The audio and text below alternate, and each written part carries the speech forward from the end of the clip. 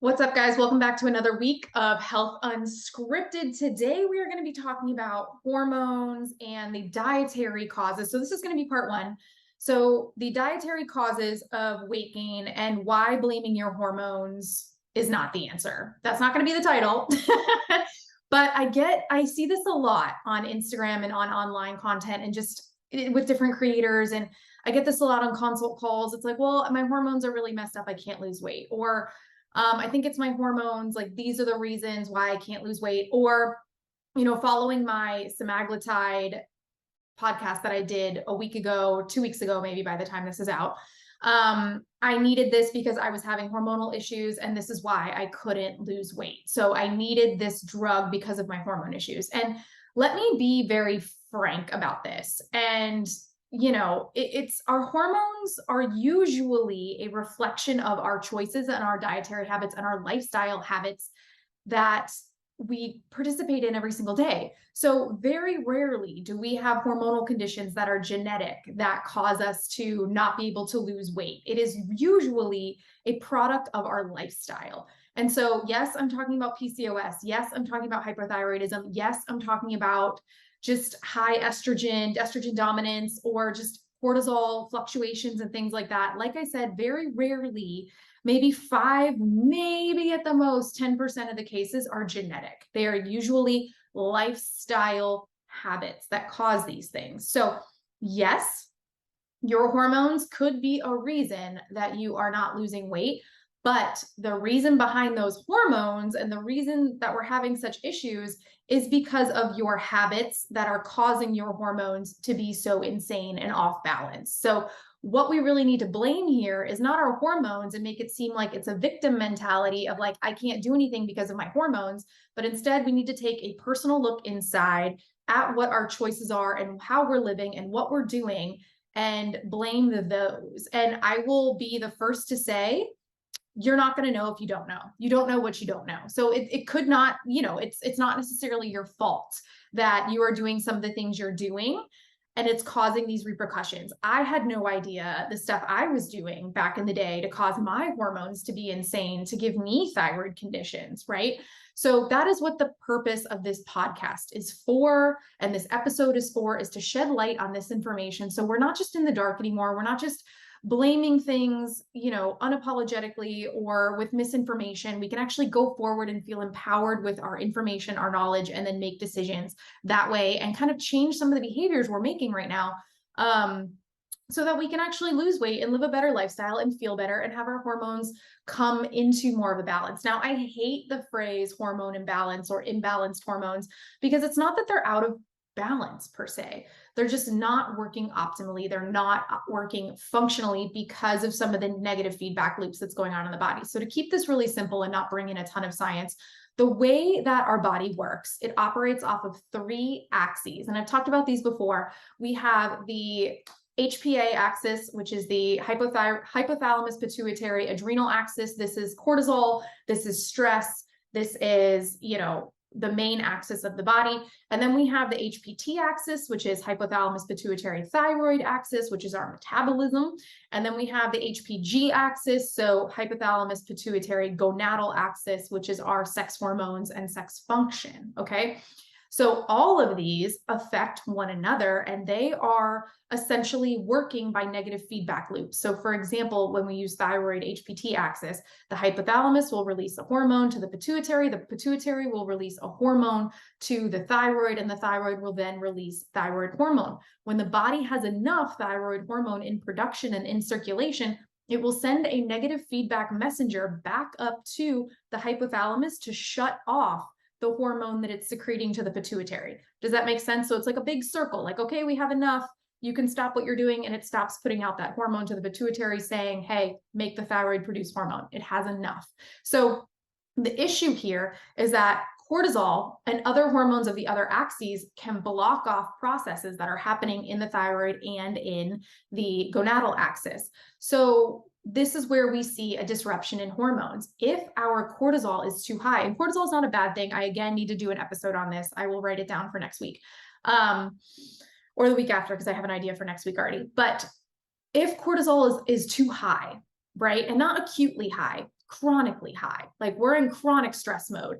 And I say this a lot because we think it's rare to have chronic cortisol. And unfortunately, with our lifestyles today, it's not. It is not at all. Most people have elevated cortisol chronically now. And it's because we have poor stress management practices. We overwork ourselves to the extreme. We never really have any rest. If you're working like the typical American 9 to 5 and you can't even take your PTO days and you're always hustling, like hustle culture has made it so we don't really take adequate rest days and we always have to be doing something at all times. Social media, dopamine hits. We're never chill. We're never not doing anything. And I have a really bad habit of this. I am constantly multitasking, constantly doing multiple things at once. And I have to literally tell myself, stop it. Like, stop it, get off your phone, pay attention. You're watching a show, pay attention to the show, or you're listening to a song, get off of an app, or you're talking to your mom on the phone. Why are you scrolling Instagram? Why are we doing multiple things like this, right? And not that those are high stress activities, but it's a lot for the brain to process and function. And it just puts us in this high adrenaline state. And then we worry about things like deadlines and kids and finances and all those stressors. And I've talked about this in a previous episode, but then we're training and putting positive stress on the body, even though it is stress. And HIIT training causes cortisol spikes. Caffeine causes cortisol spikes. Not eating enough causes us to be under chronic stress because our body doesn't have enough fuel to do what it needs to do. So all of these things add up and we just live in this chronically elevated, stressful state. Poor food, poor sleep, you get the picture, right? So because of some of the lifestyle changes that or lifestyle habits that we have, our hormones are getting that negative feedback loop and they are not working appropriately. Now, I wrote it in a post on Instagram about stop skipping meals. I'm doing this in an Instagram series too, but here we're just going to lay it all out. Hormones are a luxury. Sex hormones are not essential. Procreation is not essential. So if our body is struggling to keep itself alive, it is definitely not going to be able to also grow another human being and keep that alive. So our sex hormones go down and come out of balance, quotation marks, when we have high chronic elevated levels of stress and cortisol and things are just not working appropriately. So if we are working on fertility, if we are working towards wanting our hormones to be stable and get a normal monthly period and things of that nature, we need to make sure everything is copacetic and we need to make sure that we are treating our body nicely and doing things that help it along the way. So for this episode, we're going to talk about dietary interventions and dietary things because of course there's sleep, there's stress, there's working, there's all of that also makes a huge difference, but diet is a huge component to this. So when I'm talking about diet, I'm talking about how you're eating, when you're eating, and what you're eating. And we really need to focus on the stress component of all of those and the blood sugar regulation of all of those. So for example, I made this post on Instagram of like, hey, for those that need to hear this, because I hate I don't know who needs to hear this, but I know who needs to hear it. So for those of you who need to hear it, it's not your hormones keeping you from losing weight. It's what, when, and how you're eating. And under that post, I listed your hormones will not function properly if you're skipping meals, under eating, loading up on lots of sugary carbs, not paying attention to fiber, paying no regard to blood sugar regulation, fasting for long periods of time, and utilizing a lot of plastic. So I will have another episode about endocrine disruptors, but I'll briefly go into the plastic for this one. So yesterday's post that I made on Instagram was about skipping meals and fasting. And so we're going to start there and just kind of go through these reasons. So fasting and skipping meals is not a great thing to do because, well, let me rephrase, not a great thing to do for premenopausal women. So women of childbearing age who still have hormones functioning. If you are post-menopause, you can kind of get away with fasting a little bit more. But with our menstrual cycles and the way our hormones work, fasting is stressful on the body. Skipping meals and going long periods of time without eating can be stressful on the body and also cause blood sugar dysregulation, which we do not want. So the fasting component of this and the stress component of this is skipping meals we usually do to lower calorie amounts. And you can totally be in a calorie deficit without skipping meals. There's no need. And plus, when we skip meals, we usually get super hangry and end up binging on everything and eating everything in sight, and we lose our cognitive ability to make decisions. So why do we want to even fast and allow ourselves to get hangry? That's not a good thing, right? So the stress component of that is going to be the cortisol release, and that is going to keep our cortisol chronically elevated. We don't want this because then again, it's making our hormones not function properly. So anything we can do to minimize this, we should do, which is eating every few hours, keeping our blood sugar stable, not having those crazy dips that we get. And when we get hangry and when we're feeling low blood sugar because we haven't eaten in a million years or we're not eating breakfast until 1, no, we don't need to do that. We do not need to do that. We need to stop skipping meals. And if you wake up in the morning and say, but I'm not hungry, I don't really feel hungry when I wake up, that's not a good thing. It's not a good thing to not have hunger cues. We need to make sure hunger cues are always present, and especially present in the morning after we've, fasted, per se, quotation marks, while we're sleeping, and throughout the day to make sure we're still hungry. So if you do not have hunger cues and you don't feel hungry, this could be a sign that you've been in a deficit for too long, and we need to get you out of that deficit, because what happens, not instinctually, but ancestrally, I guess you could say, is that when the body is put into a famine state, like, okay, I'm not getting the food I need, it seems like we're in a famine, we need to shut down processes, you will feel hungry, right? But if you're in a true famine and you're not really getting enough food, feeling hungry all the time is not fun and not good for the body. So the body starts to turn off that feeling. So, not to make you miserable. So if it is turning off that feeling, that means you are going way too long under eating. We need to up the calories. So no hunger cues, not a good thing. We help clients with this all the time, and it does not take that long to get back in track, or to get back on. So no skipping meals and no fasting. And this goes for fasting workouts too, guys. I had a person who actually follows me on Instagram who's not a client, who reached out, and she was like, oh my goodness, because I talked about fasted workouts last week and how I'm not a fan, especially for women of childbearing age. And she was like, oh my gosh, I finally got my period back after 3.5 years of not having a cycle because I stopped working out fasted. I started having like a breakfast before I went to work out, and I finally got my cycle back. And she's like, the only thing I changed was no longer doing fast workouts. And I was like, look, like, this is perfect example. When you fast, it puts your body into a stressed out state. Working out puts you into a stressed out state. It needs fuel. I promise you, we can make up that calorie deficit elsewhere. We do not need to fast and skip meals. So fasted workouts, we don't do any of those, but that's not part of a dietary workout. I mean, it is kind of dietary because, like, I want you to eat before you work out, but I'll probably put that in part 2. Your hormones will not function, going into that in the same kind of undertone. They won't function properly if you're under eating. So this is just generally not eating enough. So maybe you're not skipping meals and maybe you're not fasting, but you've been in a calorie deficit and eating like 1,200 to 1,400 calories, or maybe your 20% deficit is 1,700 calories, but maybe you've been eating 1,700 calories for a year now or 8 months now, right? Like, just too long. And you're getting some negative biofeedback of not getting your period on time, feeling stressed, starting to gain weight instead of lose weight, right? So under eating is also extremely stressful on your body, which will mess with hormones. And I'm not going to sit here and say starvation mode, because you'll find a ton of things online that say starvation mode is not real. If it was real, then how would anorexia exist? And I get this, but here's my thoughts on the process. Anorexia is simply not eating, or eating like so little that you're not getting any calories in at all, like at all. It's an extreme calorie deficit. It almost reminds me of like 0 calories or the 500 calorie HCG diet, right?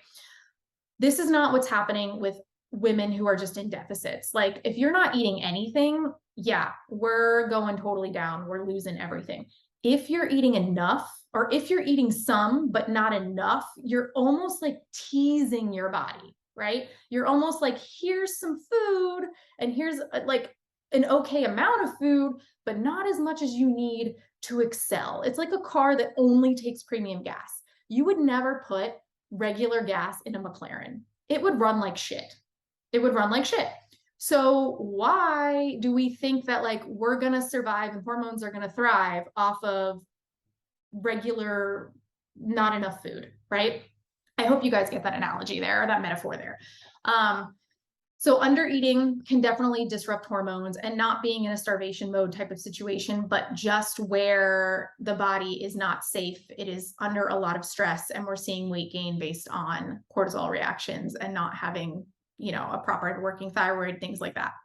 Loading up on lots of sugary carbs and not paying attention to fiber are also dietary reasons your hormones will not function properly. So this comes more into blood sugar regulation. Blood sugar regulation is so important when it comes to happy hormones as well. Everything kind of ties together, guys, because insulin is a important hormone in the body. And it also works with cortisol. So when our body thinks that we are being chased by a saber-toothed tiger, right? Like back in the day, your body will release cortisol, which gets the adrenaline going. And then we will blunt insulin, we will shuttle out insulin to push glucose into the cells so we can use it for fuel. So eventually that shuts off and we stop putting things into the body. And so we just have a high insulin release and high fasted blood sugar, because your cells stop receiving the glucose and your blood glucose is just super high because the negative feedback loop just keeps popping out. It just keeps pushing out more and more sugar. So if we keep having so much sugary carbs and not paying attention to complex carbs and fiber, we're just going to have this insulin resistance building up, which again is a cause of weight gain. So what we want to focus on is having stable blood sugar levels, which includes pairing food properly. So when we are waking up in the morning, we want to have water as soon as we wake up. We want to have a protein-packed heavy breakfast. And then we want to continue doing that for the rest of the day. So every meal should have protein in it. Every meal should have veggies and fruits in it. And the way that you eat matters. So you want to have your protein and vegetables first, and then you want to leave your carbs for last. We have a rule at Team BDN called no naked carbs. So never eating carbs on their own. If you wake up in the morning and you have a bowl of cereal, that's considered naked carbs. If you have a bagel with some cream cheese, that is naked carbs. If you have just fruit on its own, granted, it's better because it's natural fruit or natural sugar, but it's still naked carbs. Oatmeal, a bowl of oatmeal in the morning, naked carbs. We want protein, we want veggies and fiber-filled fruits. We want to eat those things first because that will blunt the blood sugar response. Especially eating vegetables first will help blunt blood sugar spikes. And we don't want the spikes because with spikes comes dips. And that's when we feel like absolute trash, is when we're going through a low blood sugar crash. And then we get hangry and we crave more sugar because our body just wants our blood sugar levels to be stable. So see, this is all playing into the science of it. So pair your meals appropriately. So focusing on fiber, getting 25 to 30 grams of fiber per day, minimum, especially for women. Minimum for women is actually 30 grams. We are kind of nice and we're 25, 30. Men should get 25, women 30. So fiber for sure, saving your carbs for last.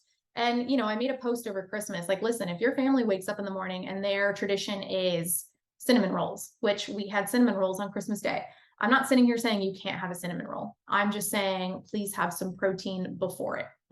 So what I did was, I didn't feel like making eggs or anything yet that morning. So I had a protein shake and then made sure I got in, 30 grams of protein. And then I took to the cinnamon roll. Something else that helps with blood sugar regulation is also going for walks after meals. That can also help. If you happen to have a carb heavy meal, go for a walk after your meal. But this makes sense if you've ever had a really high carb meal or a really big meal and you have the itis after the meal, right? After Thanksgiving, everything's super carby and you just want to nap and sleep. You're going through a blood sugar dip about 1.5, 2 hours later, which isn't fun. It's not fun. So pay attention to blood sugar and pay attention to the way that you're eating your foods, the order you're eating your foods, and how you're making your meals. You want to have a solid ratio of protein to fiber and carbs, not having 95 grams of carbs to 20 grams of protein. That's not going to work. And then what else do I have on here? I'm looking at my list that I made yesterday. Utilizing a lot of plastic. So plastic, I might save this actually for the endocrine disruptor episode, but microplastics and plastics, especially BPA, they're filled with BPA. And even if it's not BPA, I'm sure it's like another toxic compound, but these have an effect on our estrogen levels, our thyroid levels, and it kind of throws everything out of whack.